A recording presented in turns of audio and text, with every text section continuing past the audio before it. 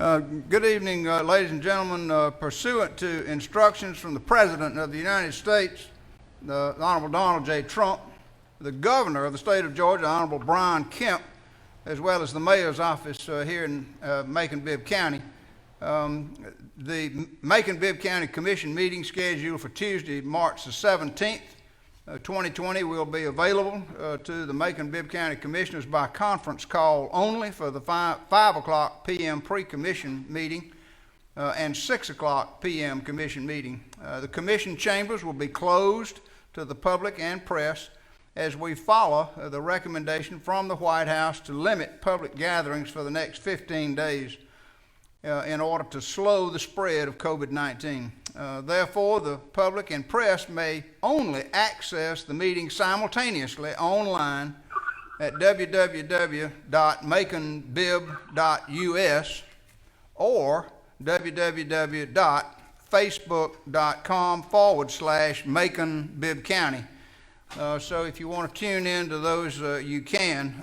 But we'll call this meeting to order and begin with a protracted amount of announcements to give our commissioners some idea and update on the status of the spread of the COVID-19 virus. We are meeting today in this new way in accordance with the guidance from the White House and the Georgia Governor's Office to limit public gatherings, and to this end, through the end of this month, our meeting tonight being made available, as I just said, via simulcast, broadcast, and we anticipate this continuing for the next few meetings.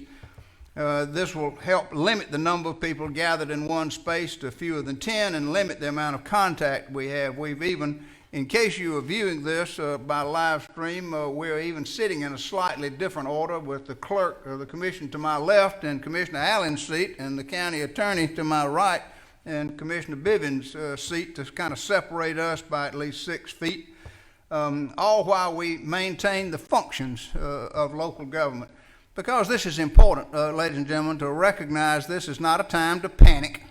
Instead, to recognize and understand that this is an inconvenience to most of us, but to some of us, the elderly, those with underlying medical conditions, and children of small age, it can be a very serious, if not fatal, disease. So our efforts and our inconvenience are to try to separate us and keep us from spreading this virus to the more vulnerable members of our population. But again, as I say, this is not a time to panic, and we anticipate continuing to provide the services of local government, including these commission meetings. A lot of difficult decisions have been made in the last few days. These decisions are making life more difficult for the people of our community, from parents having to stay home with their children, to local businesses not seeing their normal traffic, to concerns as our first responders still work to protect the community while not knowing if they're coming into contact with this new COVID-19 virus. As we have done in the past few weeks, we're providing an update to the Commission on efforts by our community organizations on efforts to help prevent the spread of the virus, and to the public on ways in which we look to them for assistance in doing the same, because it's going to be by the cooperation and voluntary response of members of the public that we will be successful in our efforts to contain this virus and to reduce the spread of this virus, especially, as I said earlier, to more vulnerable members of our community. I want to thank our emergency management team and partners for their efforts over these past few weeks to monitor the international situation and then plan and implement how we as a community need to respond. This group includes representatives from schools, hospitals, departments, community organizations, public health, and more, all working together for the health of our community. To begin announcements from our outside partners, I want to call on Michael Hawkinson, the Public Information Officer with the North Central Health District, to give a brief update on the COVID-19 in Georgia. Mr. Hawkinson, thank you so much for being here with us tonight. Bring us up to speed on what you know, sir, about the numbers. And thank you for inviting us today, Mr. Mayor. Some brief information on testing for COVID-19. We will say that there is guidance pushed out by the Georgia Department of Public Health that because of the state's limited capacity to test, we are focusing on priority groups, those being those at-risk populations that you previously mentioned, those older Georgians, especially over the age of 60, anybody with chronic or underlying medical conditions like heart disease, lung disease, kidney disease, or diabetes. Those that already have confirmed close contact with a confirmed COVID-19 case, and anybody that is symptomatic. And that is specifically for lab testing through the Georgia Public Health Lab. At this time, physicians can still order lab testing through private laboratories, which also offer the service. I can take any questions as needed, but I know that our update is relatively short. We continue to push those regular prevention methods that we have since the beginning of seeing COVID-19 abroad, making sure that people are practicing proper germ protection and sticking to those recommendations for social distancing. Michael, thank you very much. Thank you for being here and for that information. Also, I understand that there is a new COVID-19 hotline being run by the state of Georgia.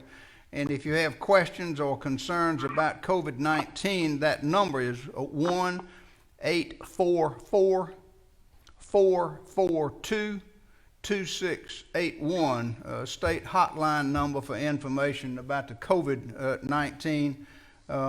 So you feel free to use that. If you believe that you are experiencing symptoms of COVID-19, which include fever, coughing, tiredness, achiness, do not go to the emergency room or to the hospital. Instead, call your primary care physician or the FQHC here in Macon-Bibb County for instructions and directions. We do not want to further contaminate emergency rooms with people just coming in to get checked out.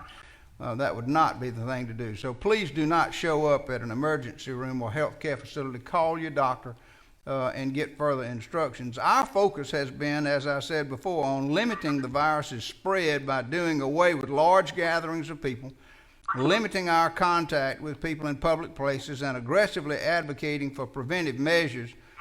To that end, multiple agencies and organizations have already taken steps to help slow the virus's spread. I'd like to take just a few minutes and highlight some of those efforts.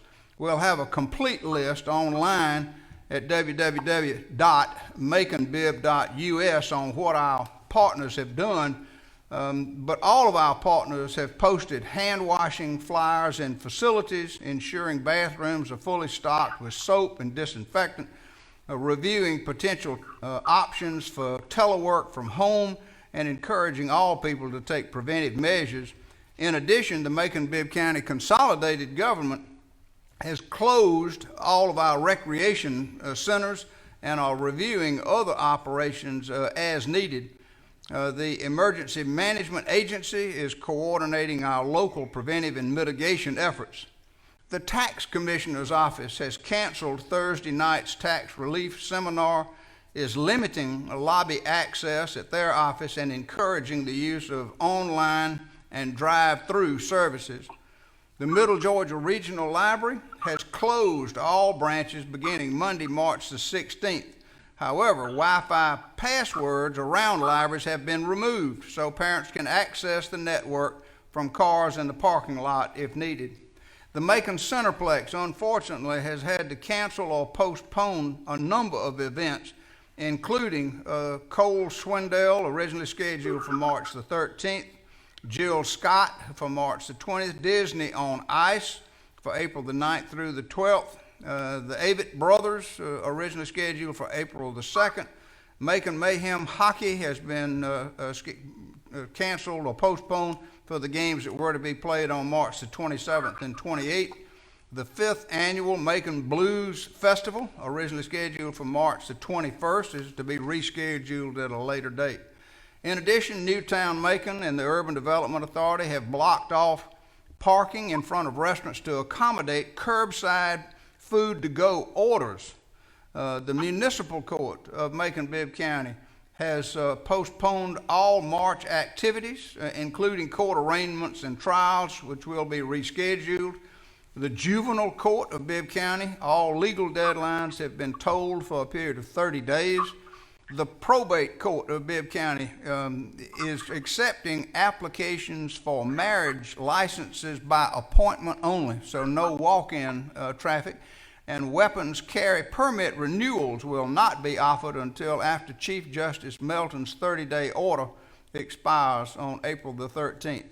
The Superior Courts, all trials and grand jury proceedings for Bibb, Crawford, and Peach have been suspended for 30 days and will be rescheduled. The clerk of the Superior Court's office is limited, access is limited to staff and only essential functions such as petitions for restraining or protective orders.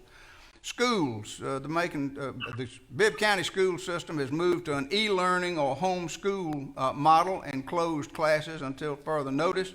The Macon Transit Authority has been conducting additional routine and thorough cleaning and disinfecting of buses every 2 hours, and colleges are moving to online classroom models and asking students to stay home. The Macon Water Authority is temporarily closing its customer service lobby at 792nd Street and encouraging people to use the drive-through windows at that location, 792nd Street. And Visit Macon, our Convention and Visitors Bureau, is working with all events and group tours and meetings that are looking to cancel events in Macon but get them rescheduled. In addition, our hospitals have been working diligently to try to combat and come up with programmatic ways to help our community through this COVID-19 situation. I'd like to invite Dr. Sanford Duke, the Executive Vice President and Chief Clinical Officer for Navicent Health, to take a few minutes now and come to the podium and tell us on what they're doing at Navicent. Dr. Duke, thank you for being here. You're recognized, sir. Thank you very much, Mayor. Thank you, commissioners and others, for being here today. It's a privilege to have an opportunity to speak to you on behalf of Navicent Health and the efforts that we are making to combat this crisis. First, I'd like to thank Coliseum and their partnership throughout this process to care for the members of our community. I want to reassure the community that we are committed to battling this disease and winning on behalf of our citizens. We're taking great efforts to minimize the impact of COVID on our community. First, I want to speak about visitation. Last week, we began limiting access to our facility for the protection of our patients, our teammates, and our providers. It's a fluid process, and I ask for patience from those trying to visit the facility. We're doing this to try to limit the possibility of COVID spread within the hospital. Second, we've taken some drastic steps to limit large gatherings. So classes, support groups, those have all been put on hold, much like those that you've read. We've closed our wellness center and our employee wellness center. We're taking efforts to minimize the possibility of entrance into our facility. Second, I want to speak a little bit about testing. You've heard a lot in the press about access to testing. We are actively testing. We're following DPH guidelines.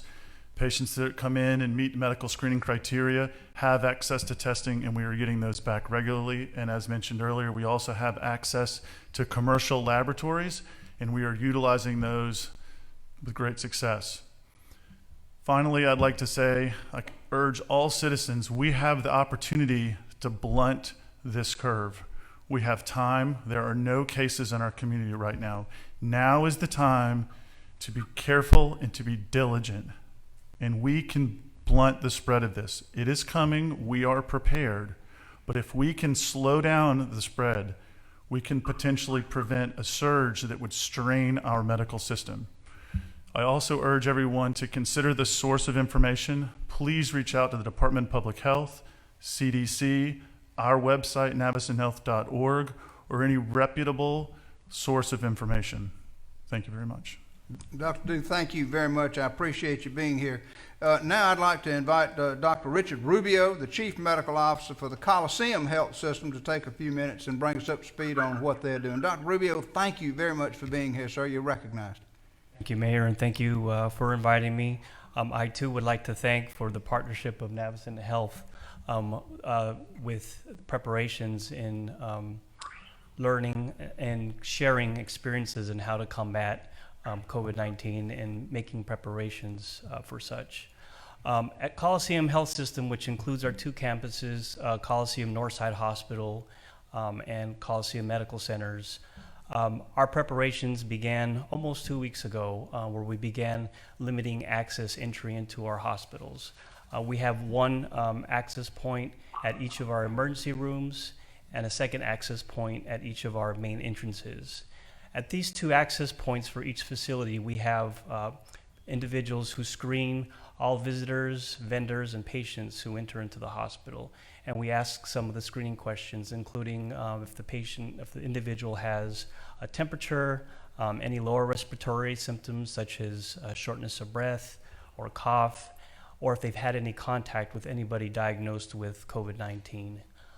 If the answer to any of these questions is yes, then we provide them a mask and we ask them to please go back home. Now, when they do go back home, we advise them to contact their primary care physician.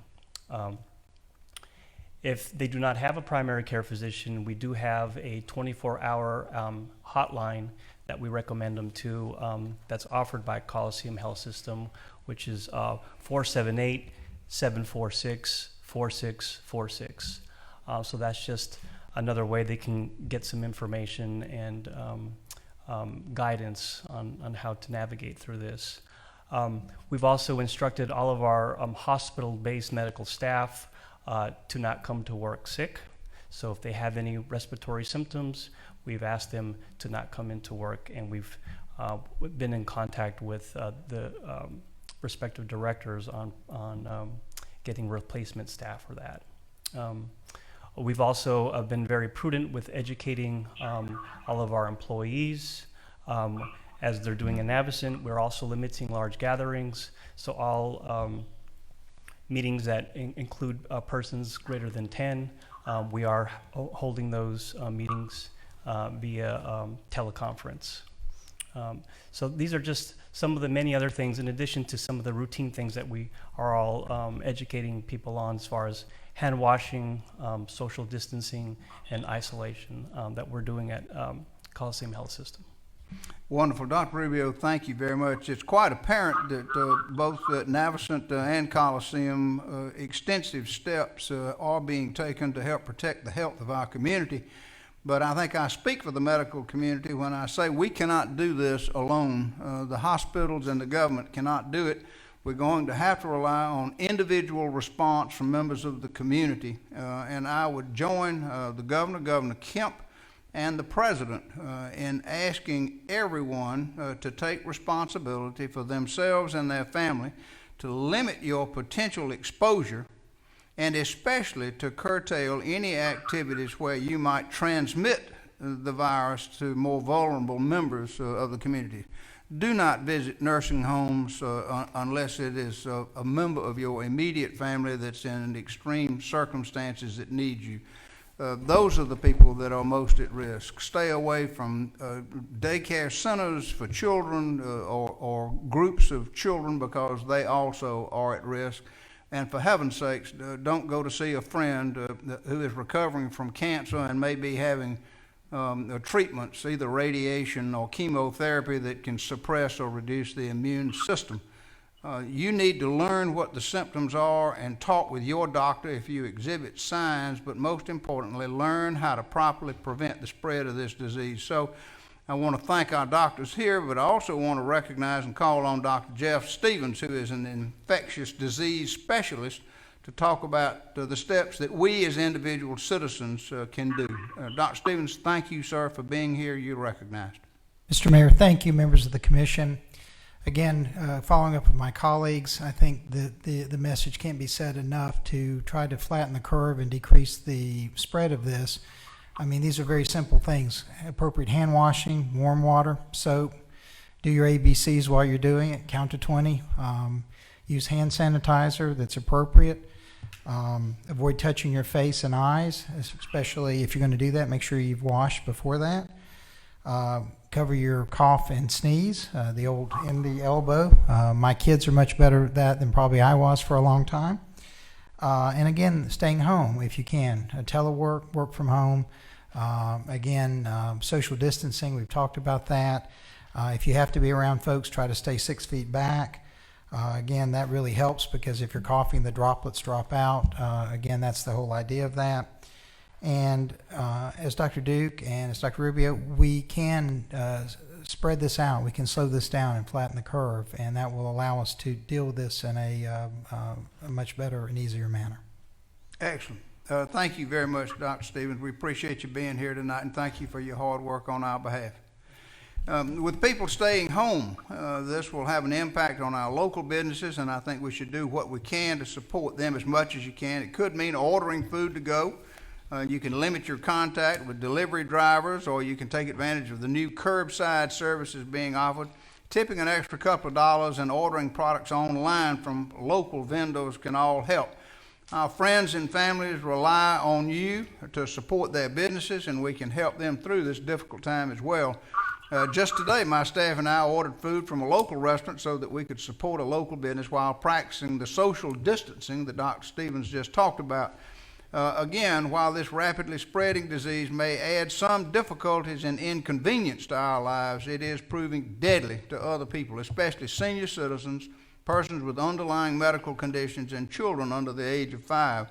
By working together, though, by following the recommendations of doctors and public health officials, we can protect the health of our community, and I know we'll do so. Thank you all very much for what you're doing on our behalf.